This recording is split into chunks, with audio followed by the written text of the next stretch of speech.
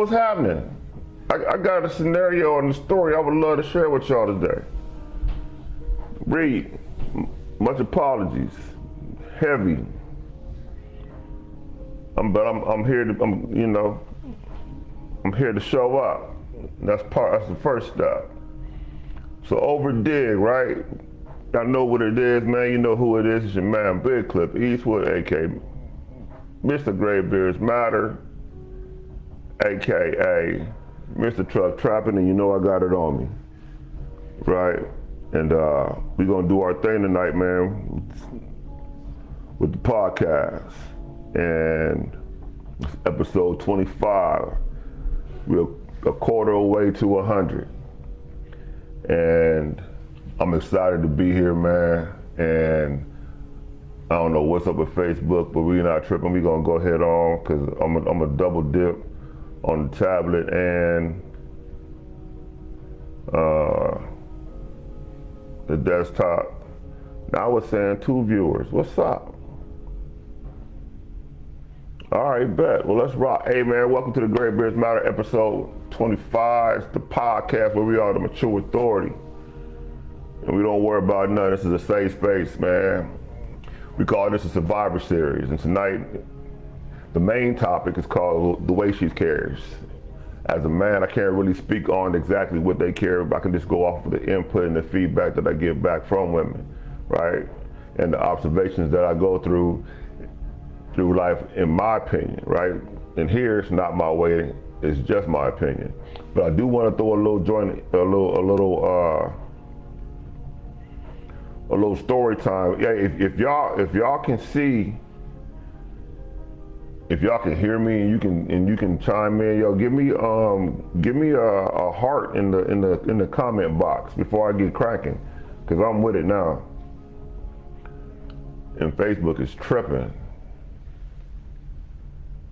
But I am definitely with it now. We're gonna see what's up. We're saying 2 viewers over here. Can I get some hearts in the joint? Can anybody give me a heart in the? Okay, yes, MD. I appreciate you. Okay, cool. You ready for some story time, MD? So I can get your perspective before we talk about what we talked about, so we can talk about it. Yo, Reed, let me get a heart, Reed. Let me get a heart, OG.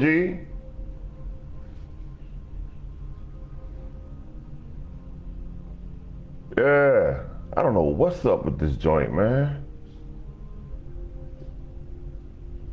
So I call myself, let me see something here. If I put it down here, can I see it down there? Absolutely not. So we're just gonna go back to what we know. No, we'll go back to what we know. Okay, cool.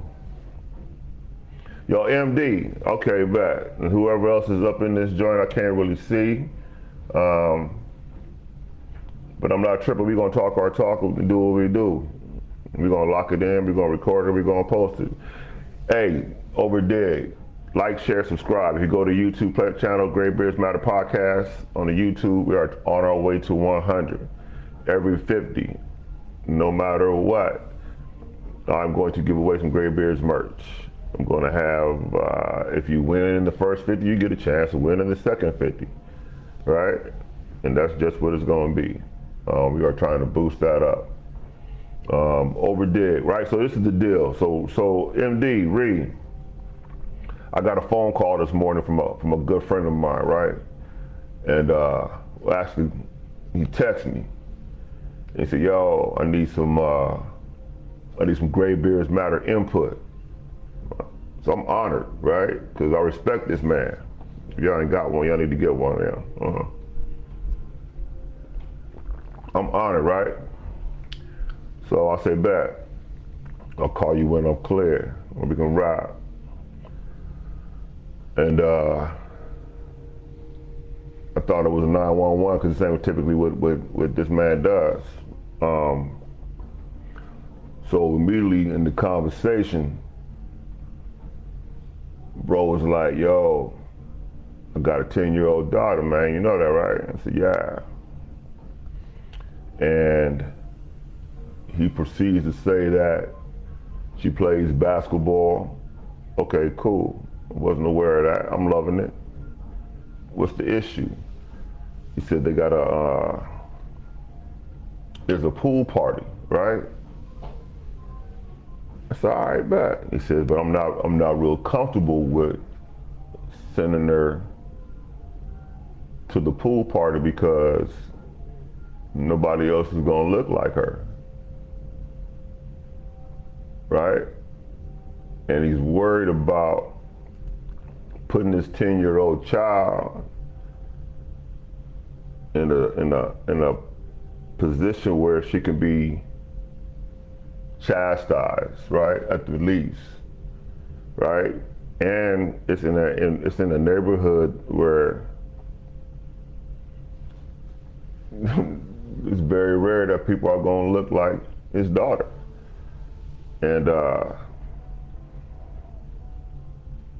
he's uncomfortable with it, right? Because he's fearful of the way that society and social media with these children and these young parents, or parents period, have influenced their kids to want to be peer influenced, right? And worried that his child will be possibly placed in the position where he may have to be involved, right? He doesn't want his wife going over there. He doesn't want to cheat his child of the experience of hanging out with her friends, right? So he's feeling real messed up about the whole process and what's going on. And I feel him. And my advice to him was he already knows the answer, right? As a parent, as a father, and the type of father that he is, he's a protector, and a man's man, but he's like, yeah, but that's not what I want to be right there. I don't want to be that guy, right? But at the same time, when you come to your children and those who you protect, if your child is in a situation, you become that guy, right? You are the provider, protector, the first line of defense in your home, right? And that doesn't really matter regardless of how you prepare your house to handle themselves in possible adverse situations.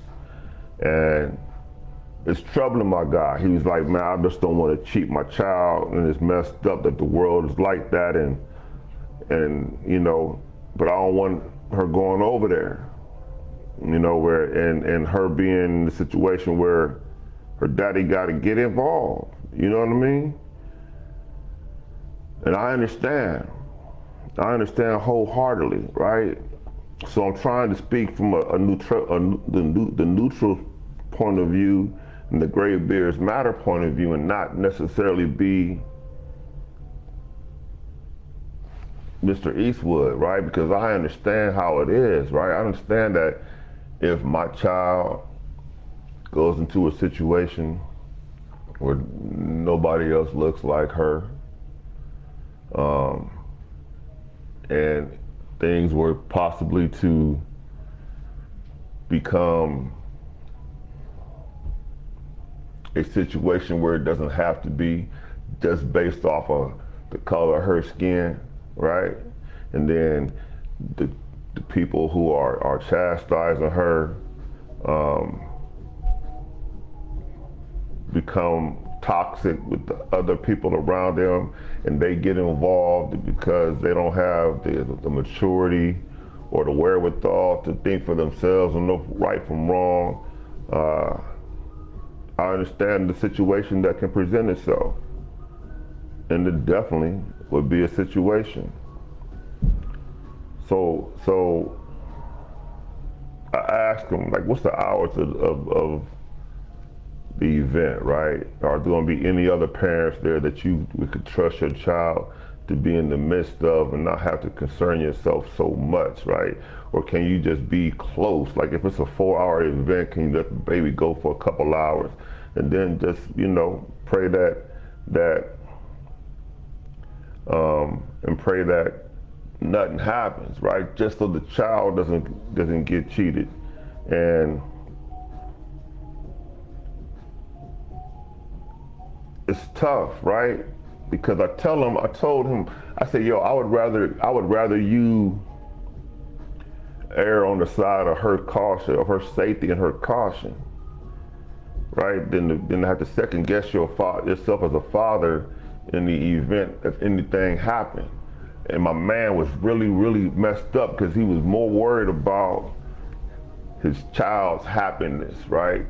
And his child experiencing life with her age peers, right? And saying how messed up it is that society is like that. And it was paining this parent, paining this my man, right? Paining this protector. And I felt this pain. My children grown, but that's irrelevant to how I am as a father, right? But his 10-year-old, my 9-year-old granddaughter upstairs, I can't imagine. My 12-year-old grandboy, I can't imagine somebody messing with them because they're different than what they are. And it's a sad commentary of the state that we're in. And MD, I agree with you. Follow your first instinct, bro. Find something else for the baby to do, right? That's what it should go on, right? Right? Then but MD, does it piss you off that it's like that? Bree, does it piss you off that it's like that? I need to know before I finish up. Like, how do y'all feel about that? Like, how do y'all feel for this child that can't go have fun because her daddy is worried about anything, about his child being different, about his child being in an environment in the unsafe space? And it's not an unsafe space, but it's open to the public, right? And so then you get people around there who don't know her. It's not just her teammates. Then what? Like, how messed up is that? Like, how do you explain to your child that society is trash? And as a father, I gotta look out for you. You might not understand it at 10, but just know that daddy is doing what daddy does. Like MD, like, what's up with that? What's up, Hardy boy? My God. For sure. Hey, but MD, you know what?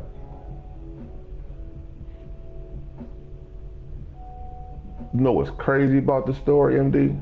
So we can get to it. He's white. Bro is white. His daughter's white.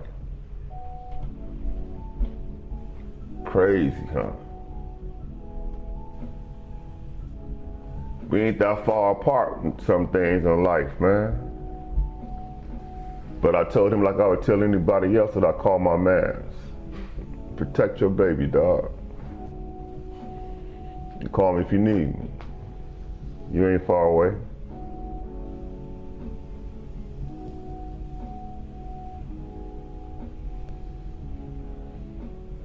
Oh, for sure, MD. But the baby can't play the number game, though. They might be sharp, but sometimes these children are so pressed to be inclusive that the common sense overcomes. That overcomes the common sense, right? The logical thinking. And at 10, how much pressure do we put on them to be logical?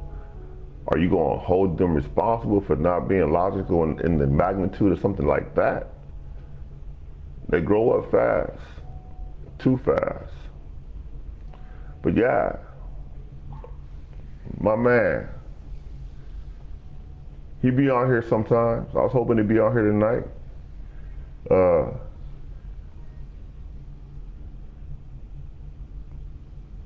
Oh, for sure.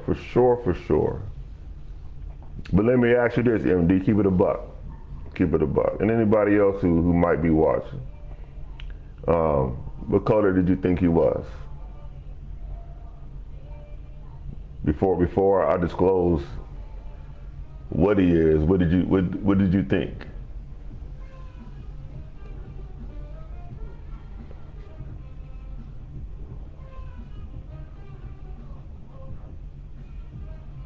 I'm curious. I'm curious as to what you think, MD. And then we're gonna get into it, dog. We're gonna get into the way she carries. Yes, yes, yes, yes. We're gonna start out with a question too. I'm gonna pose a question in the group.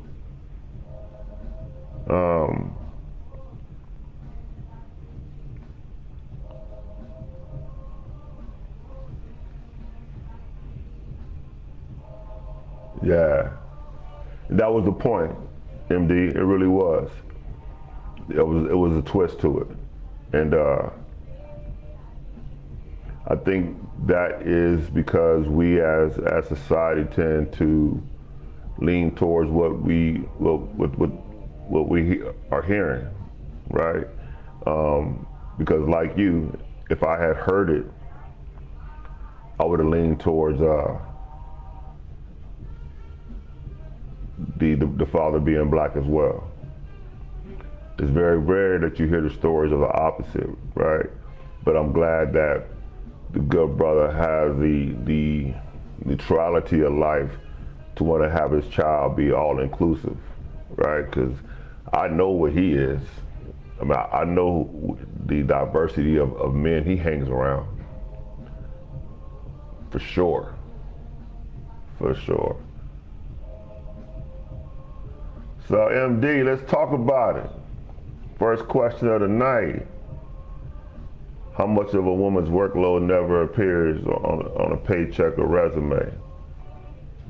But MD, let's talk about the weight that the women carry, right?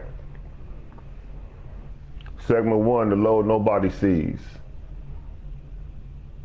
We're talking about the bullet points of family expectations, caregiving, the emotional labor, and being the glue that holds everything together. MD, if you had to pick one of them 4, family expectations, caregiving, emotional labor, being the glue that holds everything together, which women as a whole cover all of them. They're going to cover all these, but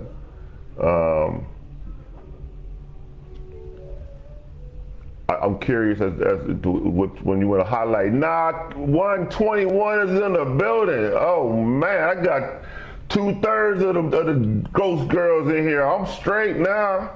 One is right, the other, I'm surrounded. What's good, Naki? Yes, Sissy's in the building. Hey, Naki, we talking about the weight that the women carry. And the first question I already posed in there, how much of a woman's workload never appears on a paycheck or a resume, right? And the topic of this one here is, it's the weight that she carries. We're talking about family expectations, like how do you justify or quantify the weight that women carry in their homes, right? How do you quantify the nurturing or the caregiving that a woman gives in her home to her significant other, whether it be her husband or boyfriend, fiance, homie, lover, friend, whatever, versus her children, right? Not saying versus her children. I'm not talking about in the comparison standpoint, but it's a different kind of love, right? But then a woman has to decipher how to divvy that love up, right? How to give the love differently, because she's not in love with her children. They love your children very much, right?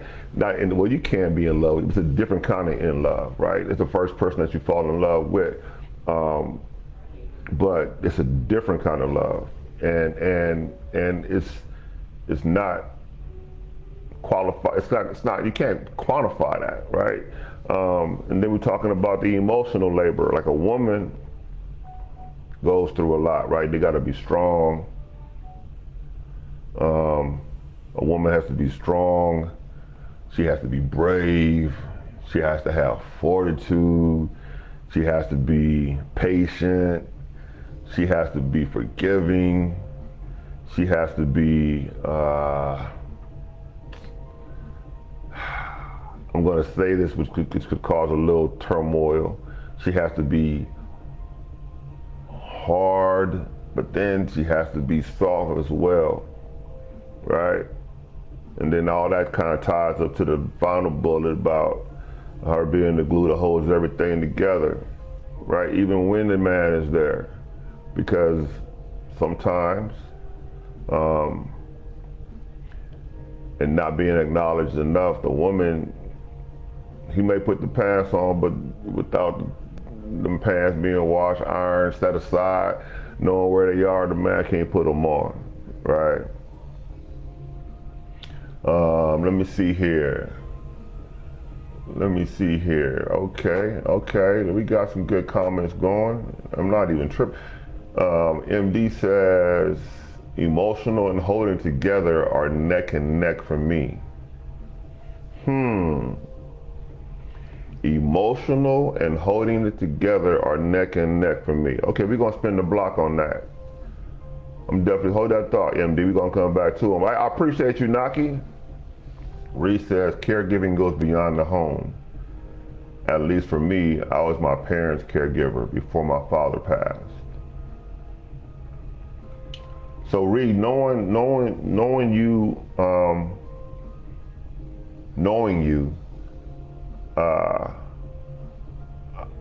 I can understand that, right? So then we go back. So that there goes into the question, right? How much of a woman's workload never appears on a resume, right? Because without people really knowing what you endure, like what you go through with your father passing, and then going with the other challenges of life that you are navigating, that's a toll, right? But society, your job, your children, don't always give you the slack to come back and catch your own breath, right? That's emotional labor, in my opinion. And then it goes back to, again, you can't quantify that, right? The expectations of the family, right? But MD, I want you to elaborate on that, please. Can you expand on what you mean by emotional and holding together are neck and neck? I don't want to speak out of turn. And we haven't spoken in a couple of weeks, and that's on me, and I apologize for that. But I agree with you. It is all heavy. But MD, I'm curious. Naki, what's up?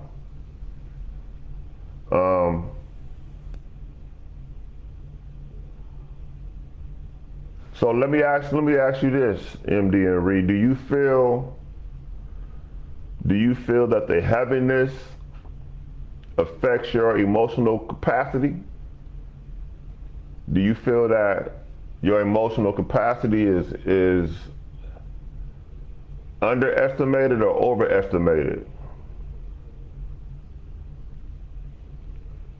Okay, true. Okay, I thought you were saying for you that how you feel about it in your under your umbrella. Okay, you're absolutely right. I did ask which was the biggest out of the list. Okay, I'm tracking with you now.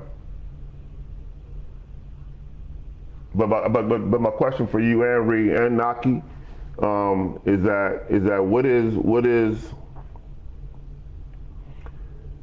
the emotional toil of everyday life, is a labor or love, right? And do you even have the option to distinguish between the two? I'm curious. I think men are curious. I think men need to really understand and acknowledge the strength that you have to endure that, right? I think if we did, we may not be so tender in our own moments.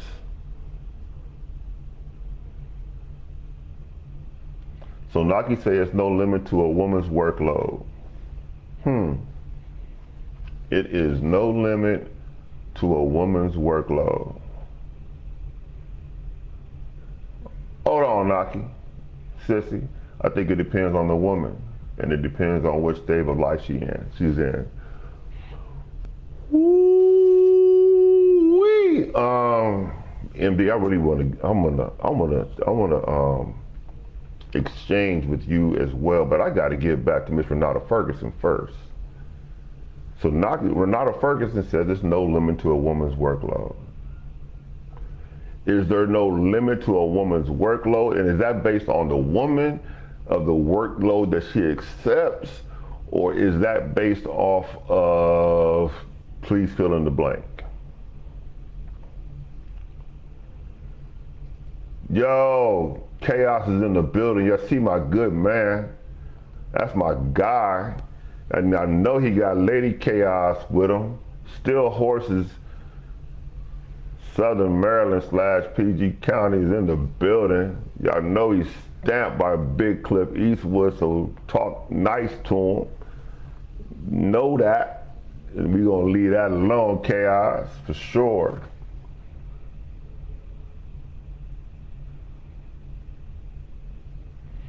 Reese says I could say more, but just got to the gym and I can dig it. I can dig it. Get it in for me. I haven't really been in there myself. And it shows, Poe Eastwood. But yo, Naki, let's talk about this. Hey K, have Lady K go back up a little bit, and read the question and see how some of these other young ladies are co-signing with each other, and please give me her input, right? So right now we're talking about, the first question was how much of a woman's workload never appears on the paycheck, right? Okay, and then we came back, we talked about some bullet points, the family expectations, and I know Lady K I know her, some of what she has going on, the caregiving aspect, the emotional labor, and how much of it, how tough it is being the glue that holds the household together. But Naki, I need you to expand on that. Renata Ferguson, please, that everybody don't know you. I apologize. That's a me and you thing. I can't get too comfortable telling everybody my sissy business. But I'm really curious, right? I'm really curious, like, how do you distinguish between labor and love then? Ree, MD, Miss Ferguson, Lady Chaos, what's the difference, right? And do you do the labor? Do you perform the labor? Do you complete the labor of these tasks because of love, or do you do it because of duty? We as men need to know, because we as men need to appreciate what's at our disposal that we may not be conscious of, right? I would love to get to that before we get to segment 2, because MD tells me that in her positive feedback that, and I agree, don't cut it short, let's wrap. So we got 2 more segments to get to. We really could do 4, but it just depends on y'all. I'm good. I'll go in a little bit later than usual tomorrow, or in the morning. It's still too early, but that's my labor.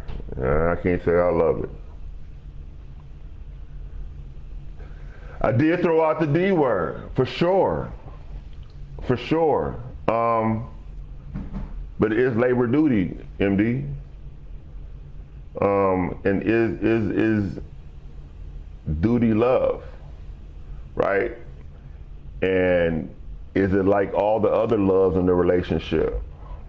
Because love has an ebb and flow, and it can go up and it can go down. You can be in and you can be out. But sometimes, preferably, hopefully, preferably, you circle the block and you get right back to the root of it all. Because sometimes, for fact, is that life is going to distract you from how you feel sometimes, right? And then when it distracts you from how you feel, how important is it to have obligation to the duty of what you say that you are, or what you have been appointed to be, or what you were born to be, or what you were blessed to be, right? Wife, mother, friend, all that.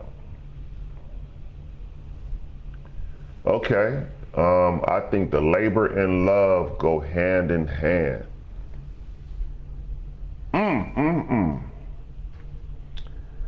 Okay, I can't. That is your opinion, and I love that.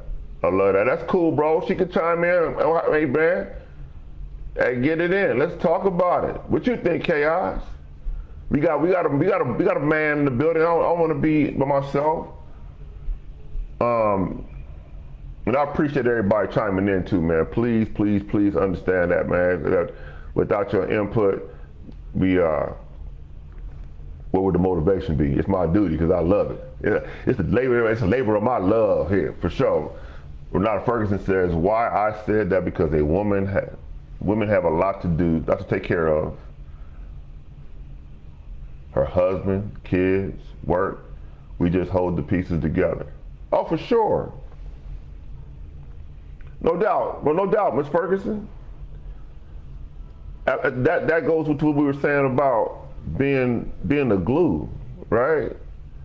Being the glue that holds everything together, right? Sometimes, see, so this is what I'm thankful for as far as this podcast game in my lane, is that some of the topics and some of the episodes spin the block,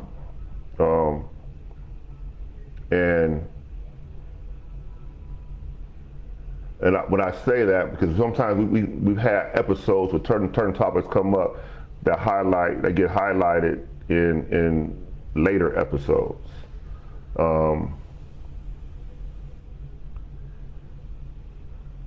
And what I mean by that in this particular instance is that we got talking about small trophies, we're talking about acknowledgement, we're talking about the verses, right? We're talking about self-worth. We're talking about the human algorithm inside the home, all those things, right? So I agree with you, Renata, and I don't think that should be overlooked.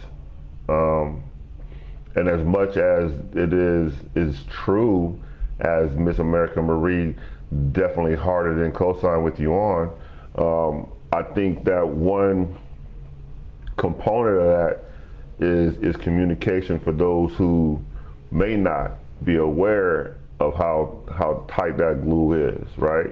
And that could be your husband or your fiance. It could be your children. It could be your significant other. It could be whatever you want it to be for the people that you are performing these duties for, right? To the people that you are keeping the glue together for. It can be your siblings, right? Aunts, uncles, whatever. It can be whatever they are requiring you to be the glue for needs to somehow be understood that can take a toll, right? When you have to constantly do it. There's nothing that you can say to me, not you and I, or anyone can say to me that when you say that's the glue that holds, being a glue is an action word, right? Holding is an action word. And when a person performs an action, that takes effort. Without effort, and effort is laborious.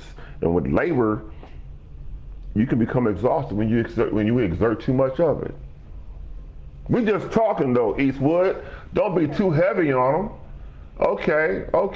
I think Pons.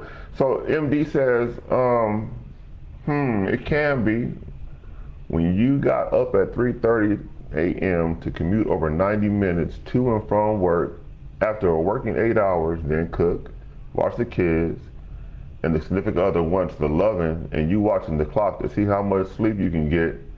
It can be a duty at that moment.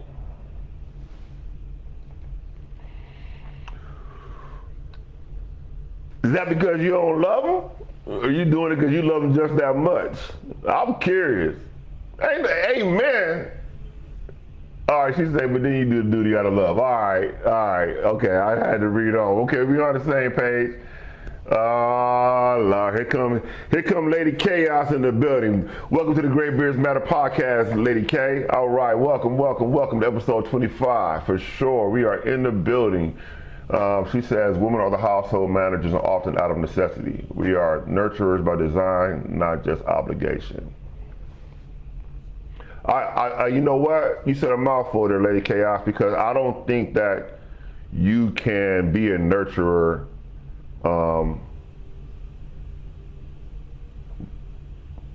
without it being in you. Either you have that trait or you don't, right? And when you nurture someone, man, woman, child, you can tell if it's authentic or not. Oh snap, 5517, I didn't know you was here, what's good? Baby, all right, for sure. Yo, Facebook is tripping on my monitor. I need to go in here and see what else is going on. I didn't know my homie was in the building. Y'all know what it is, Canada Mad, what's cracking? Okay. Hey yo, Chaos, Mr. Calvin. Hold on, y'all. Let me explain something to y'all, because what my man not going to do is he's not going to come on here and try to give Bronny points by co-signing for his wife. Cause she might, you know what, though, Chaos, my bad. I know Miss Chaos is on your page and her page, and she typing your answers, man. I get it, for sure. That's not you, bro. I know you believe it. But I know Lady Chaos is on her computer and your phone typing the answers that she wants you. I get it. That's nurturing right there. That's emotional labor right there. That's caregiving. You go ahead, Lady Chaos, Miss Poetic. Y'all don't mind me now. That's what's up. Hey, yo, Ange, I appreciate you. You know it ain't nothing but love, baby. Top of the hill. What's to them? All right, cool. So dig, right? So now we're talking about segment 2, okay? And what we're doing, if you didn't, like in segment 1, we are, instead of asking the questions in the end and rushing through them, I took a little survey with my people, and we are posting the questions in the beginning of the segment, right? Let me see here. And I'm really trying to figure, hold on, see Eastwood, slow down. How to go about this here and look proficient, because I don't have a moderator, for sure. I wish my son or my daughters would come in and chime in with their daddy, but you know, whatever. I ain't tripping. Hey, yo. Hey, look, hold on, time out. Time out, everybody. Time out. Lady Chaos, Calvin Chaos, and Miss Deborah Always Poetic. They have the youngest son, right? Young Brandon. Let me get serious real quick. So we are in the Survivor Series, right? And Miss Deborah and Calvin have afforded me the opportunity to let this young man, this young warrior, this young soldier in real life share his story, right? So young Brandon, from the whole world, I'm telling you what's up. I'm proud of you. We gonna tell them why real soon. But Clip, proud of you, buck. Tighten up. Put your hands up, man. You know what we do. Left, 1, 2, 3, right? Yes, sir. We got time, man. We gonna let them talk. We gonna let you talk, man. Uncle Clip gonna sit down. We gonna let them see why you are a not bass. You are a key component of why the Survivor Series is necessary. For sure, I look forward to it. We're gonna have fun with it. All right, cool.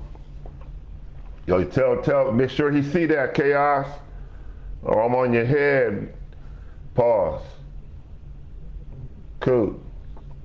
All right, segment 2, man, surviving the storm. The question is, what does survival look like when the scars aren't physical? Ladies, talk to me. What does surviving the storm mean? We're talking about divorce, domestic abuse, single parenthood, loss of a spouse or partner, starting over, right? Let's talk about it. What does surviving the storm look like? Divorce, domestic abuse, single parent, loss of a spouse or partner, or starting over, right? But then I'm gonna throw something in there. For the bullet point of loss of a spouse or a partner, let's not take it too heavy, right? Let's not make it terminal. Right, where the good Lord has called them on to be on in his marching band. Let's say that you lose them from a connection standpoint. And then your relationship dissolves because fill the blank in. What we talking about, Eastwood? Hey, yo, Great Beards Matter needs to tell y'all, man, it is summertime. If you're in the Mid-Atlantic area, we have been reaching high temperatures of 80 plus, almost 100 the last week or so. Hydrate. Water is your friend. If you are not sweating, if you are not urinating, if you feel that you just can't get enough to quench your tongue, hydrate. Watch those around you. Heat injuries are real. Facts. You can't get enough water. What we talking about, Miss Chaos? We talking about surviving the storm. MD, what's good with it? Talk to me. Can I holler at you? Ange, what's up? Can I call you? You still there? What we talking about? Practice? Let's not talk about practice, but don't run. Let's talk about it. It's not our way, it's just our opinion from the men.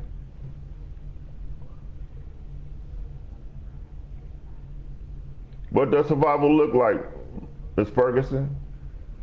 America Marie? Ange? Ree?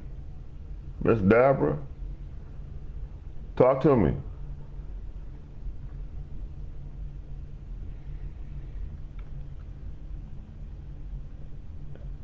Yeah, for sure. Miss Deborah, I'm overindulge in that and say, because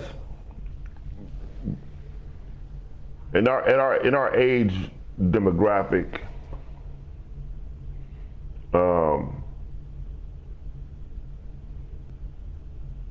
it's very rare for somebody to say they haven't gone through a storm, right?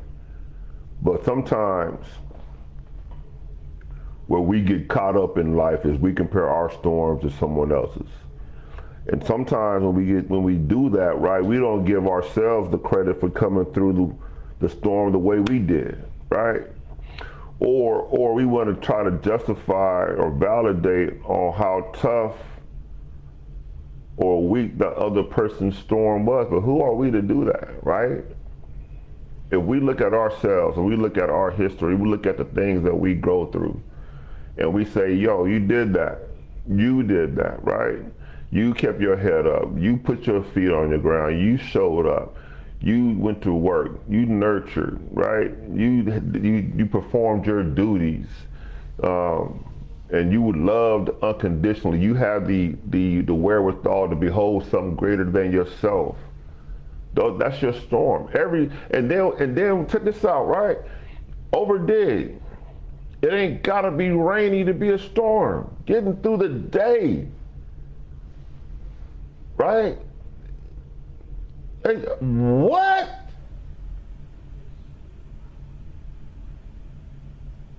uh.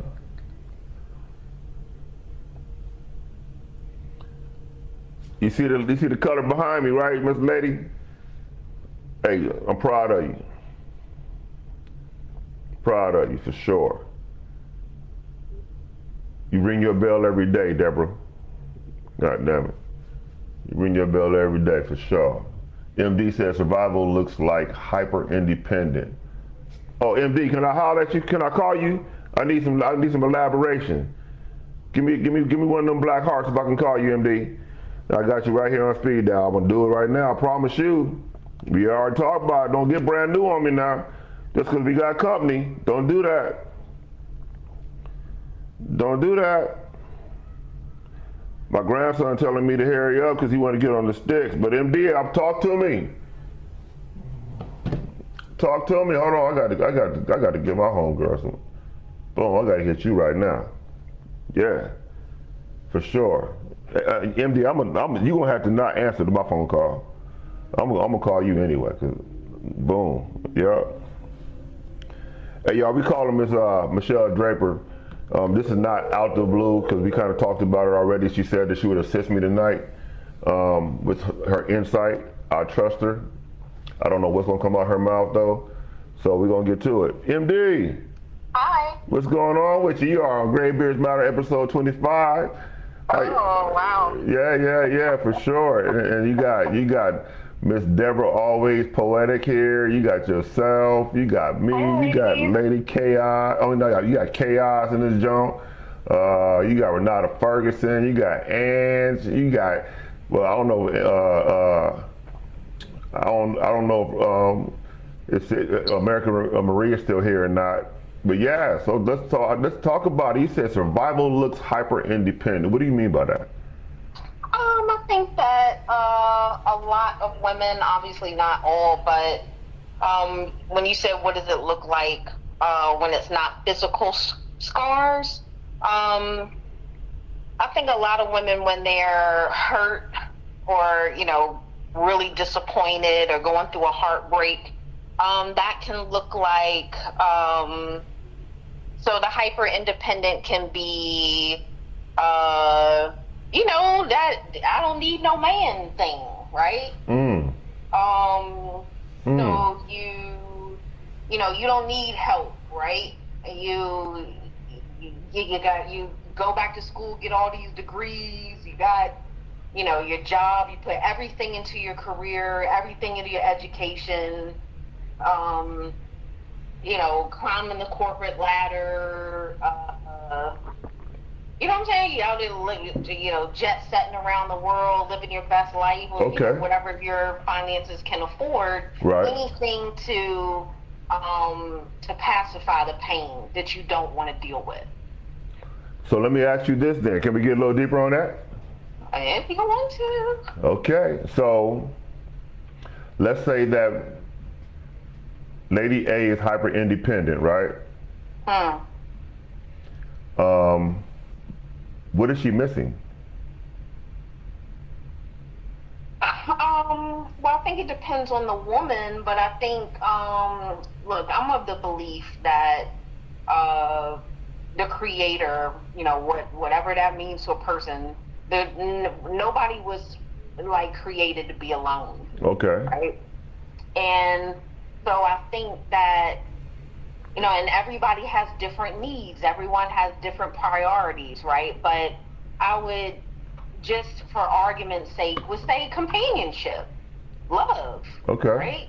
I think just about, unless you're a sociopath, everyone's wired for companionship and love.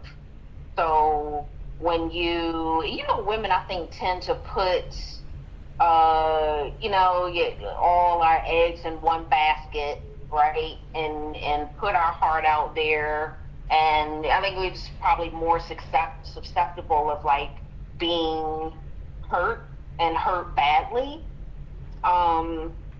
And because we're ruled by emotion than logic, we can do some probably not so healthy things to to feel that emotion. Ooh, I just said it. To answer your question, the emotions. Like, what are you missing? You're missing emotional fulfillment.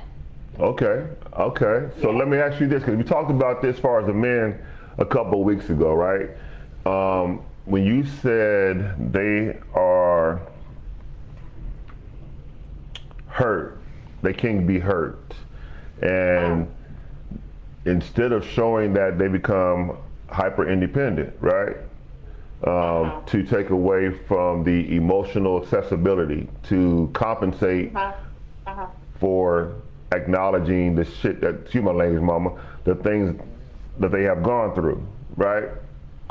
So now you get Lady A who's hyper independent, and then you get man A who has gone through the same thing because Lady A didn't have the capacity, right? Or so how does society charge? Yeah. How does society have? Okay. Have society have room for all this independency and still have growth? You don't. You don't. I think that's where, and we see it all around us. It becomes very stagnant. All of these, awful conversations, man versus woman conversations, and that right there is the product of, men hurt people, and that's on, both men and women. I agree. So nothing grows. I agree. Well, the only thing that I think grows is the distance between the two. Okay, well, yeah. Right, and productively grows. For sure. And when you increase that distance, communication is almost impossible, because how do you, right? What people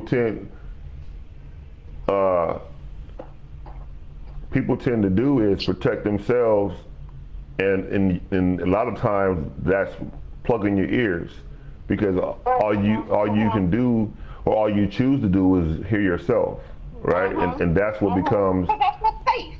Yeah, for sure, for sure. Yeah. But so this is what's crazy though. This is what's crazy though. You can be so safe for yourself that you're doing yourself the damage. 100%. Okay, for 100%. Sure. Okay, cool. I love that. A lot of people are okay with that until they're not, and that's where there's such a cliche word these days, but that's where the healing starts. Really? So you do you? I mean, that's just my belief. Yeah. Okay. I can accept that. Okay, if you had to take 10 people, 10 women in your age bracket, let's say 30 to 45. Oh, you're so kind. How many women out of those 10 would have the same viewpoint? Oh hell, sorry, mama. I'm probably by myself. I'll say one, but I'm probably by myself. And you know what? It wasn't really fair for me to put that age in there, because I don't think a 30-year-old woman is going to think like a 45-year-old woman, right? She doesn't have the life experiences. It's storming where we at. Are you good over there, MD? Yeah, I'm good. Sorry, I'm outside. It's storming? It's about to. Okay, well, please go in the house, because I'm walking the dogs. Oh, okay. Well, okay, cool. So we're gonna let you be safe, because you have dogs. I appreciate the call, though. Yeah, thank you. Thank you for taking the time from Gray Bears Matter, episode 25. Got you. Your input was greatly appreciated. All right. All right. Take care. Yes, ma'am. All right. That was my girl, MD. Yes. She said she is 10%. And that is encouraging for her and discouraging for society, because that's sad. That's sad. But if I have to play devil's advocate with that, she was speaking for MD, right? And she stated that that's her opinion, and that she wasn't speaking for everyone. But the belief of MD is that not everyone may or may not have the capacity to be similar, right? Okay, Miss Poetic says, even through your storms and survival, you have to be strong for everyone in addition to yourself, as a wife, mother, daughter, friend, etc. Survival does not always equate to being okay. From the perspective of getting through the storm, physically we adapt, but internally a constant challenge of the mindset. Hey, first of all, where Calvin at? Where Calvin at? Because you're not going. Hey y'all, this is plagiarism. Deborah, always poetic, has taken the words of Graybeards Matter, waited 2 episodes and put it on her own twist. She didn't chat GPT, Graybeards Matter podcast lyrics and dropped some gem under her own name. I'm talking to y'all. We are National Secretary. I need to holler at her. No, but I agree with you, Lady Chaos. What people don't understand is that a scar reminds you of something, right? It reminds you of what you've gone through, and not all scars are visible. A lot of times the injuries that we hold closest to our heart and our minds aren't seen, right? And then a lot of times the scars that we have, we cover up through conversation, through clothes, through smoke screens and deflection, right? And then we go back to what MD was saying as far as the healing is concerned. With that, when you don't have that opportunity to do those things, you inherently don't let those scars truly heal, right? And when we overcompensate the physical standpoint, right? We put the anguish on the mental and sometimes the emotional. And then, unfortunately, it's kind of hard to separate those two. And then, unfortunately, again, one can't dominate the other, that it doesn't allow the other one to get the proper nurturing that they need. But hey, Lord, hey, don't be raising your voice in here, Miss Chaos, Miss Poetic. Don't do that.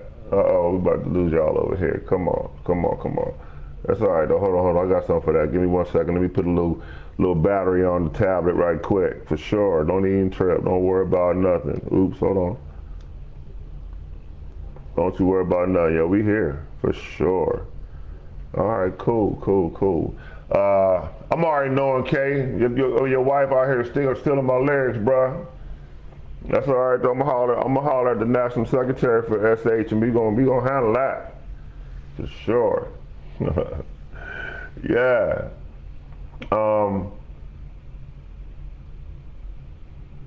Let's get to segment 3, man, and then we gonna shut it down, right? We've been on here an hour and 9 minutes, and then we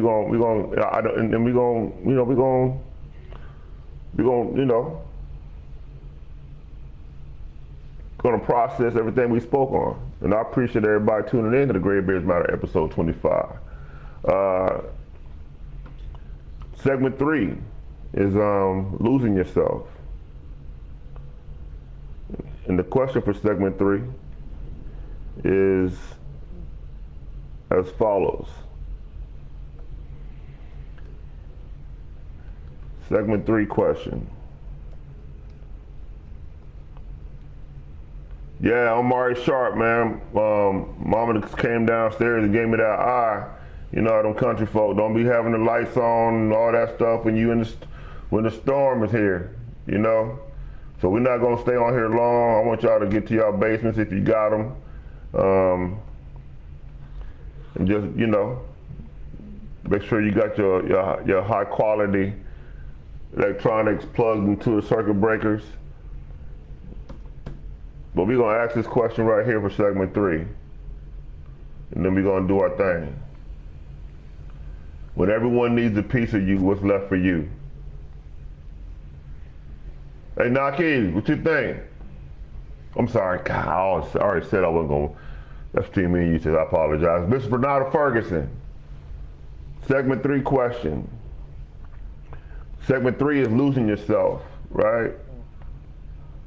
But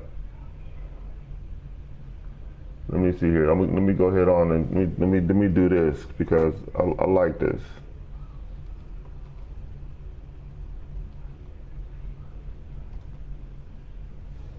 Damn it, where'd it go?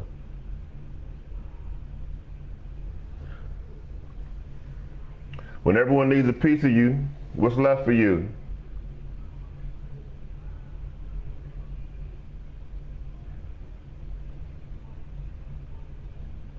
It wouldn't allow me to do it. I'm kind of curious. Let me try this. Let me see. Boom. Okay. Okay, Eastwood, you did that. We figured it out.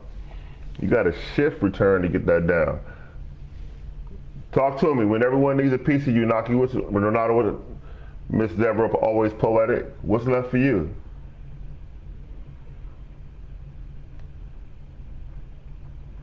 So the bullet points for segment 3 is putting everyone else first. Your career sacrifices.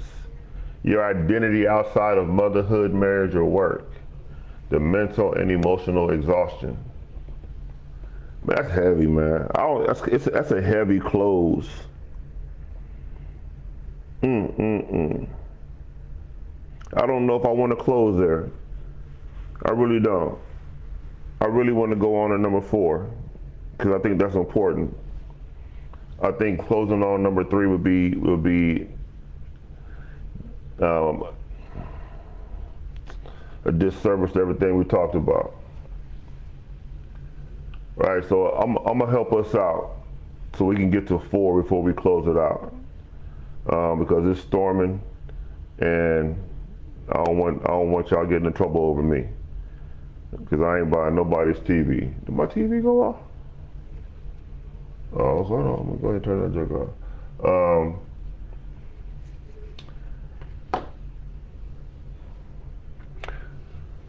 You can lose yourself when you don't take care of yourself, right? Bullet point was putting everybody else first. Sometimes you can get so caught up with your obligations and your duties and your concern for everyone else that you forget to take care of yourself, right? I've seen it happen in my house. I've seen it happen outside of my house. I've seen it happen, right?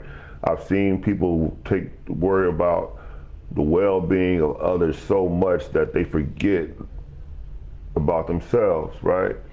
And it kind of goes back to what Ree was talking about earlier, right? About the burden, or it being, not a burden, excuse me, about looking after others and it being heavy, right?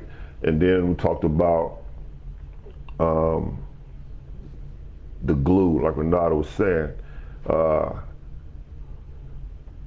Glue and heavy is two adjectives to effort, right? Nothing is heavy if you don't try to lift it. Nothing is heavy if you don't try to hold it up. Nothing stays together if you don't hold it together by being the glue. And all that takes sacrifice. All of that is you looking out of yourself, right? If you are a selfish individual, you are a selfish woman in this particular series, then, or this particular episode, then those things aren't important to you. You don't feel those things, but I'm talking about the women that do go through. I'm talking about the women who do put the effort in. I'm talking about the women who take time to say, this is what I have to do to keep myself, my house, my children, my job, everything in order, right? And it's important. American Marie says, that's tough because you need strength to go forward when nobody knows what you're fighting inside. Hey, OG. OG. America. And don't that get on your nerves sometimes? Huh? Doesn't it make you want to look at somebody sometimes and be like, But what the hell you think I'm going through? Right? Doesn't make you want to look at them like, you can't be serious? Do you think because I stand here and make it look good that it's all good? Do you think because I don't give you my problems that I don't have any?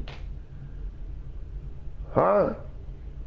As a mom, congratulations to you, first of all, for being a single mom, raising your baby to graduate from Huntington Senior High in the class of 2026. Coco! Yes, you did that. Her mama did that. So, but what about all those years when you had to do that, America?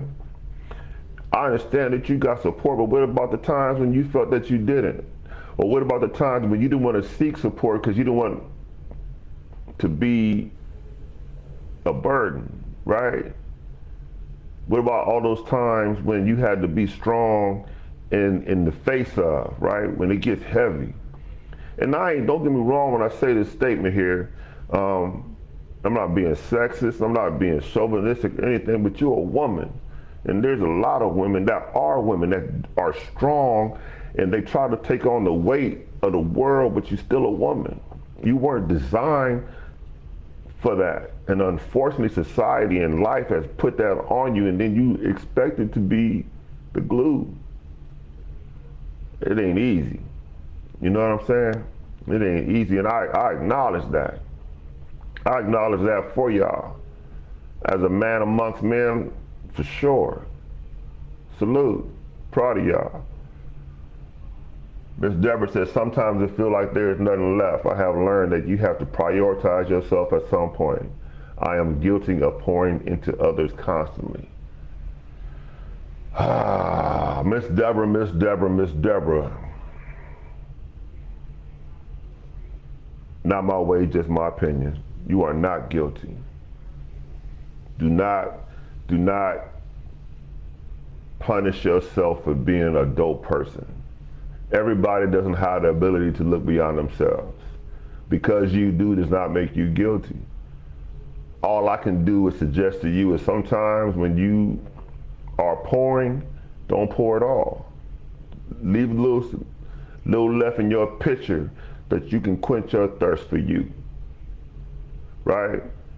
Because if you pour it all out your pitcher, you got 12 people and there's 13 of y'all, but you only got a pitcher that can feed 12. And you top everybody off, and then you standing there thirsty, and it's 100 degrees. Well, everybody should have got half, and then we'd have figured the rest out. You can't be a hero till you save yourself too, sis. For sure. Renata says, first you have to love yourself and set boundaries in the situation so it won't drain you. Your opinion. I agree to 1,000%, Renata. But at the same time, we as people, women as women, not females, do not have the discernment to know when enough is too much. Right? A lot of times your too much is too late. A lot of times your too late is too much for you to bear, and then it comes out, right? And then your cup runneth over. Right? Not in a good way, not in the biblical sense, but meaning that you have tried to take on more than you can stand. And then what? Then what? Right? So then we get into who are you then, right? Who are you out when you're outside of your motherhood and your marriage and your work, when you've done too much, when your cup is overflowing, right? And again, not in a great way. We're talking about capacity. Like, how much can one person take, right? Like, how much can you still try to put forth, right? Like, cause see, this is what's crazy. Then we go back to the acknowledgement we talked about earlier, is when you give, and nobody's acknowledged your giving, so they can be like, yo, let me help you out so you ain't got to give so much, where is your motivation? Is it duty? Is it obligation? Is it nurturing? Or is it insanity? I don't know. Oh, geez, I still try to help and showing for others while carrying my burdens. And I know you do, oh, America. And it's not healthy. Simple as that. It's not healthy. It's not healthy for anyone to. You have to, again, not my way, just my opinion. I suggest that everybody know what you are capable of, right? And within that capacity, you give 100% of that, right? And while you are giving your 100% in your capacity, not everyone is the same, so don't expect it. Know that it's selfless service, right? You don't give expecting anything in return. You don't give asking somebody to acknowledge your effort. If I have to acknowledge something that you did for me, then you keep it. Let me do it from my heart. However you receive it, it's cool, right? I'm gonna give it from the heart. However whatever you do with it is on you, right? But what you aren't gonna do is to open my face what you did for me when I thought it was from the heart. And then in actuality, you're keeping tabs. You're keeping a scorecard. If that's what I got to hear on the backside of what you're giving me, you keep that. And I'm going to limit my access to you and anybody else, so I don't have to worry about that, because the burdens that I have are mine. And I'm going to try to keep them inside and still do for you. You know what I'm saying?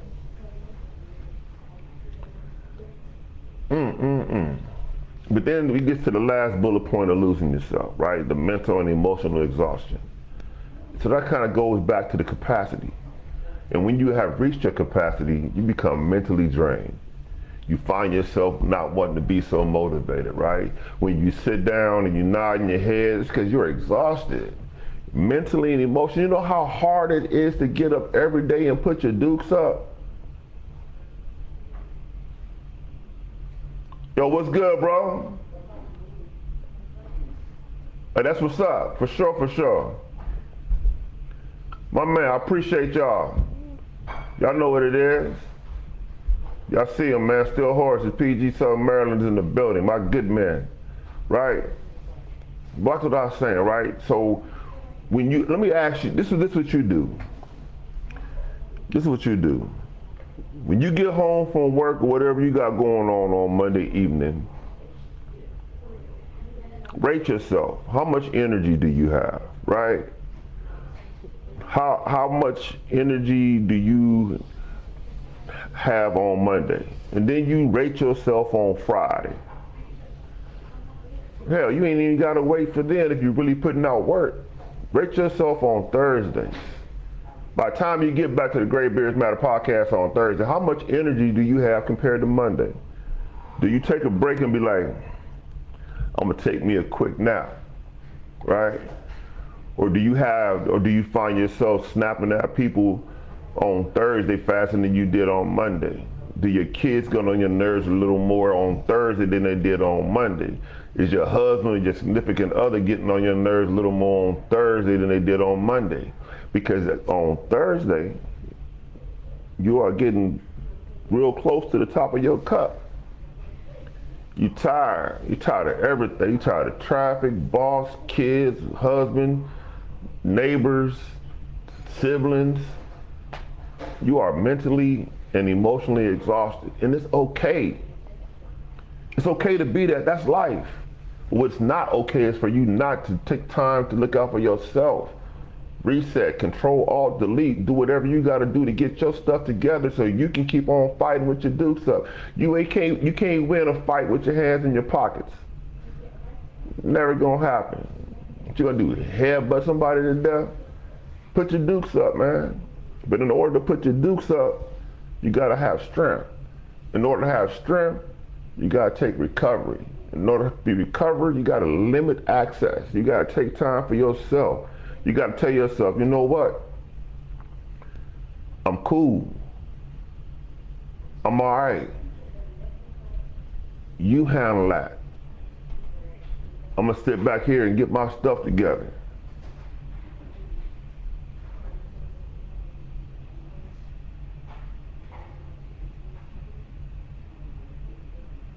Hey, what's good, Jedi? Hey, man, we here, bro. We on episode 25, man. You wanna know what we've been talking about? Gray Beards Matter on YouTube, man. We got some stuff we can rap about, good brother. I appreciate you. Miss Deborah says, I feel that my blessings come in some form from everything I do. I never regret what I give or put in, but it's important to find a balance. Absolutely. You better find balance. Because it's like the seesaw, right? You remember I might be telling my age. I don't know if kids even got seesaws in the parks no more. Y'all, they don't even have parks anymore. All they got is picnic tables and them busted behind barbecue grills. But on the seesaw, right? Back in the day, they had this thing called a seesaw. For y'all that don't know no better, I don't have nothing that I can show you. I don't got nothing that I can show you, right? A seesaw, right? A seesaw was something that a seesaw was, you have a kid sit on this side and the kid sit on this side, and they would go, this kid over here would put his legs up and then he'd jump up, and then the kid over here put his legs up, and the seesaw be balanced in the middle, right? And you can never ever have two kids in the air at the same time because it wasn't balanced, right? It'd always be someone leaning. Right? It'd be tilting one way or the other because one side had too much effort or they was too heavy. And then was this is where the bad joke came in when we was kids. You put this person right here in the air, right? And then this kid over here, this badass kid right here, which is usually me, we get off and let the other kid fall. That's what's gonna happen when you don't give yourself no balance. For sure. America said, I agree and I do it from the heart, but when I get to the point that it's draining, then I slow down and ask Jesus to direct my... Hey, first of all, hey, let me tell you something, Reed. Let me tell you something, America. You better holler at him before you put forth with any effort. I don't care what's going on. Because everybody might not accept your what you giving them. You understand me? And I don't care what they say. That's from your brother-in-law. All right, hey, so Dig, right? So I wasn't going to go here, but I just I couldn't end there.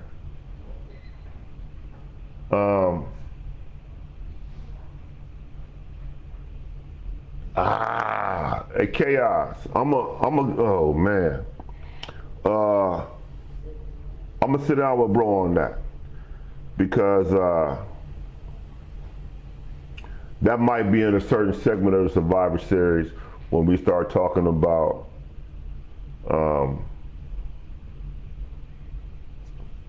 survivor's remorse and what that looks like to certain people, right? And I would like to find out where he's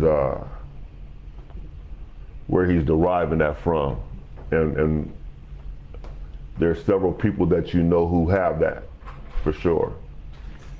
All right, cool. Last segment, then, man. I'm gonna get on up out of here. You straight? Okay. Because Lady Eastwood down here trying to find out what's going on with us, y'all. She's trying to find out what's going on. Segment 4, what we need to hear.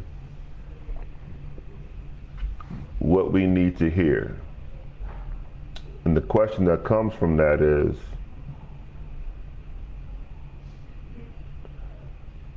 or the bullet points is, ladies, Miss Deborah, this question's for you. Let me see here. I got this.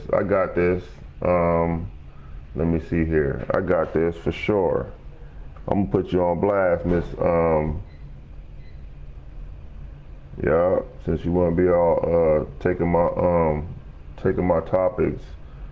Yeah, this question's for you.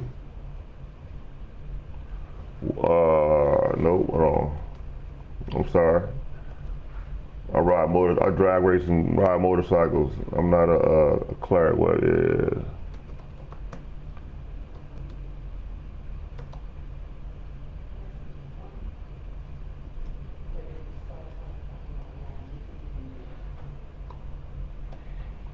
Okay, America Marie, this is for you. Um,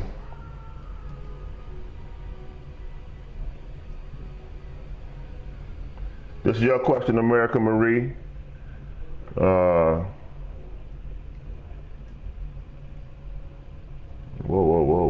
What you doing, Eastwood?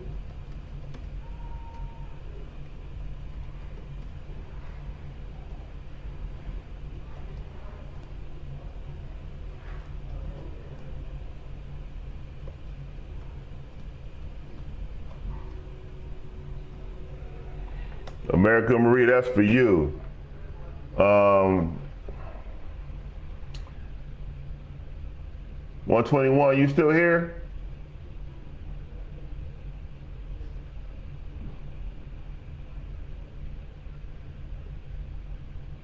Okay, I'm gonna see if 121 still here. She may not be. She may be gone. And if she is, that's fine. I might see what my homeboy got for me because he's been here for the majority of the show. Matter of fact, yeah, no. Twist of the game. Twist of the game.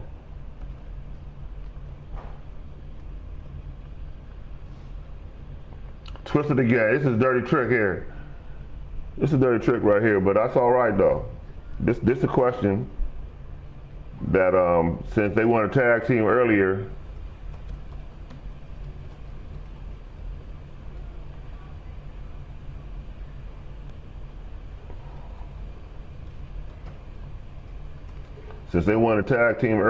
and start doing all that collaborative answering the questions and then lovey-dovey.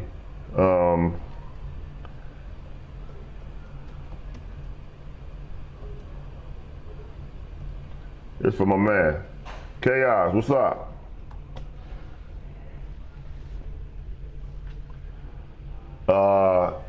Yeah, your sister said it's, Matt William, it's storming still? It's storming? Yeah. Oh, gee, yeah. Okay, so I got 3 questions out there for 3 different people. I got one for Deborah Always Poetic, America Marie, and Calvin. I'm gonna get you next time, knock you out. I had to throw a little monkey wrench in the game because they were trying to tag team me in their household. For sure.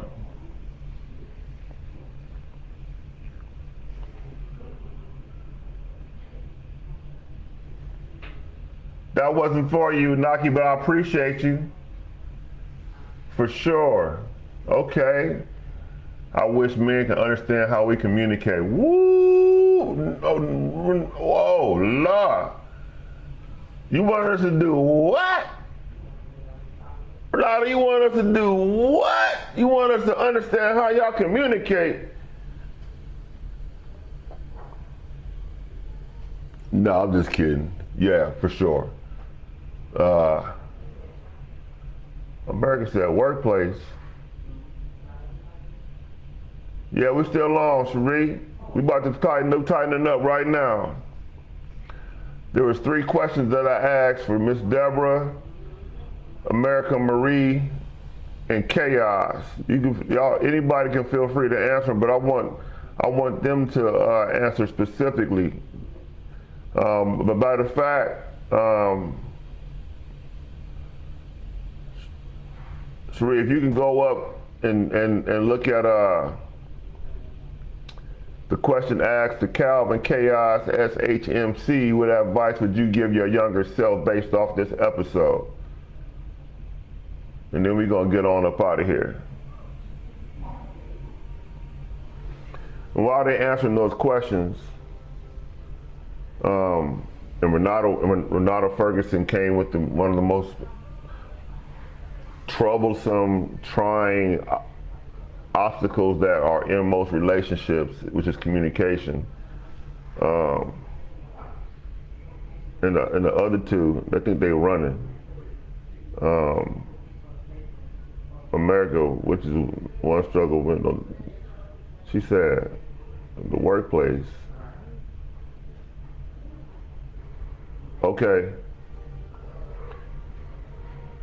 So, Miss Deborah, your question that you running from, now you can't see it all of a sudden, is, what is one thing you wish men understood? Miss Deborah, always poetic. What is one thing you wish men understood?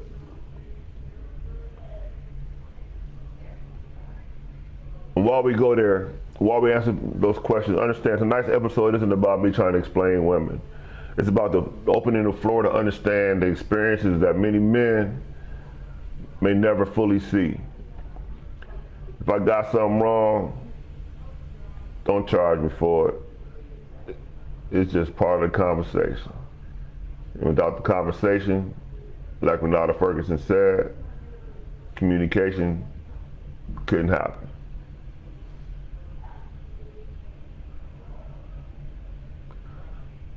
But over there, it's tornado watch in the mid-Atlantic, Southern Maryland area. We got some Southern Marylanders on here, and it's about that time. I appreciate everybody. We've been on this joint an hour and 37 minutes. It don't even feel like it for real. But I appreciate everybody tuning in to the Graybeards Matter episode 25. Survivor Series, the weight she carries. I hope that you got something out of it. It'll be saved onto my Facebook and definitely saved into the YouTube. Graybeards Matter. Let me see if I can go ahead and get y'all that link. Let me see here right quick. YouTube, what's to you? What's to you? Tighten up. Whoa, whoa, whoa. No, we don't do that for sure. Boom. Uh-oh, hold on. We're gonna do this. Then we're gonna come over here. And then we're gonna, nope, that ain't what we're doing. What we trying to do? We're gonna do that. Help me, help you. Come on, Eastwood. Nope. Okay, there we go. We're gonna put it right here.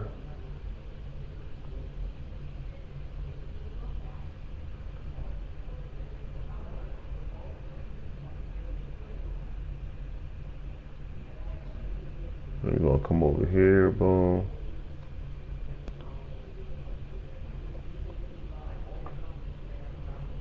Y'all tap into that link, man. We're trying to get to 100. Miss Deborah Poetic says on the way out, she says how important it is to truly listen and not just be heard. Uh-oh.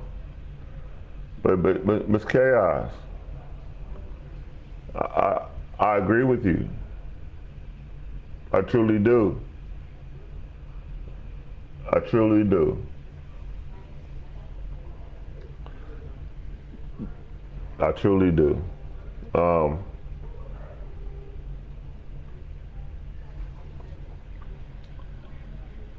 It goes back to what Renata Ferguson was saying. You wish men understood how you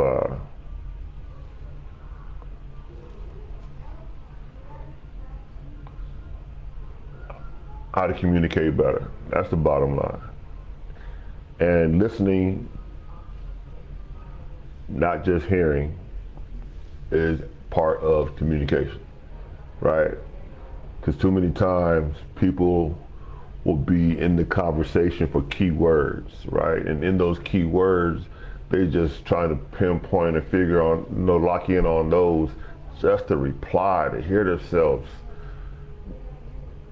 talk and just to make a point, and the point be so dull, and you're like, well, damn, if you're not listening, why talk?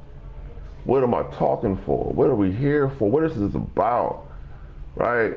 But they so hell-bent on a key word or being so investigated within the conversation or not being accountable in the conversation, right? And that just messes up the communication, because nobody wants to be heard, then nobody wants to talk, or the volume of the conversation changes, whether it be high or nothing at all. And that ain't good. But we need to hear it. We need to be heard. We need to be explained. We need to be felt. We need to be nurtured. We need to be understood. We need to be seen. We need our efforts to be seen. But don't ever forget, man, do it from the heart. Because as soon as you expect something, you're going to be disappointed. On that note, American Recess. Oh, hold on, I'm tripping then. Let me get back to my man Chaos. He say, okay, Chaos, your phone ain't messed up. Talk to her, Chaos. Sure. Matter of fact, let me go ahead and Chaos say, I would say first, have God first in all things, and he's at the forefront for sure. I will concentrate on identifying what strengths I have and communicate effectively, knowing how to be a true man, husband, and father. Consistently understanding that I must stay in the habit of making good decisions. Hey, bro, we put our hat on every morning, tighten our boots up, put our dukes up, and that's the fight, man. When we come home after fighting that fight, we just want to control all deletes around somebody that understood that, hey, we ain't going there without making a maximum effort.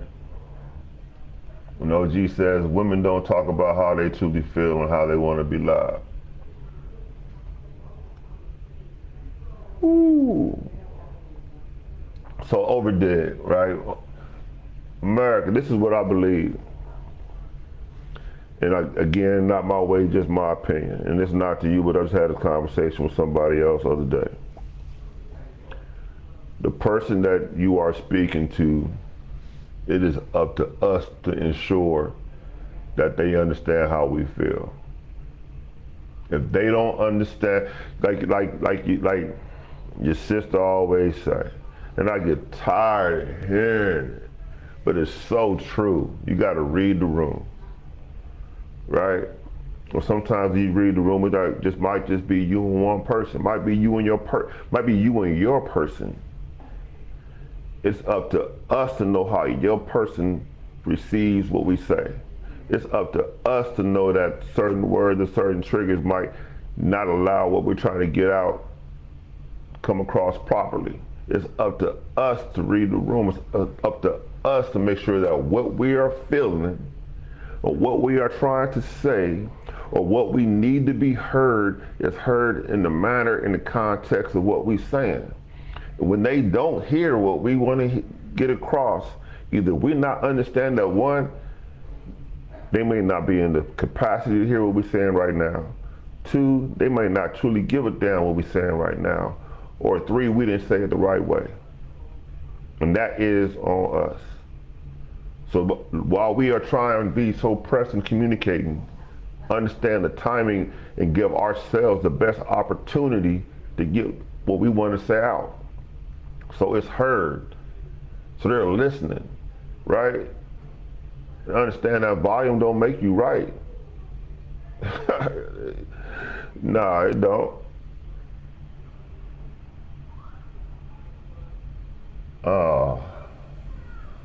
So this is what I'm talking about, right?